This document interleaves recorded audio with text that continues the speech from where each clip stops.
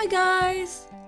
Today's video is a collaboration with Ruby Granger, and our videos are about how to make studying fun, and her video is about flashcards and it'll be linked in the description.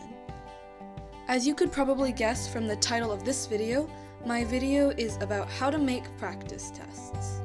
So to start off, you'll first need to have some questions to answer, obviously. And the easiest way to get these is to find them from another source. So the best way to do this is to check your textbook for any review sections. If you don't have a textbook or it doesn't have any review sections, you'll want to Google your topic plus practice questions to find some questions.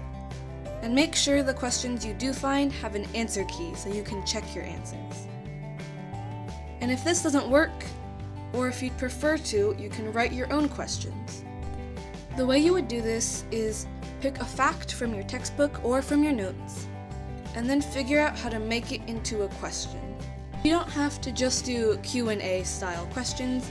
You can also do, for example, vocabulary matching, filling out a diagram or a chart. You can do a fill-in-the-blank question. So once you've got your questions, it's time to take the test. And the least fun version is to just take the practice test. Type out all of your questions in 12-point Times New Roman or some other really generic font and print them out. Then answer the questions and check your answers. A way to make this just a little bit more interesting is to use a font that you really enjoy. Make sure it's still legible though, and change the colors. One of the best ways to make answering these questions actually fun is to do it with your friends. So you can meet somewhere, for example the library or someone's house, or you can video chat. And everyone should write their own questions, and then you can all take turns answering and asking the questions.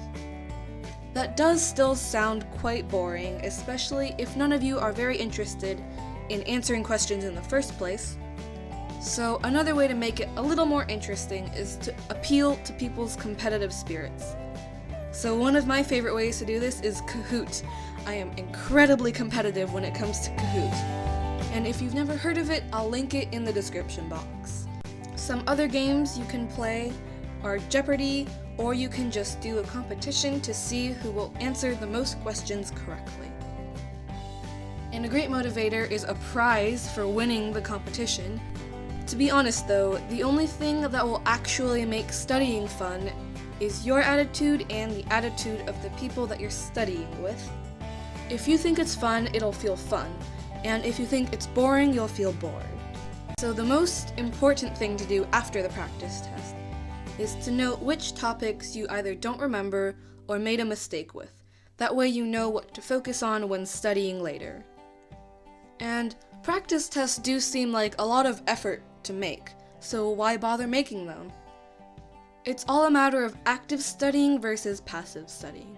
So active studying is something where you're actively trying to remember the information, whereas passive studying is just looking over the information. For example, rereading your notes or your textbook.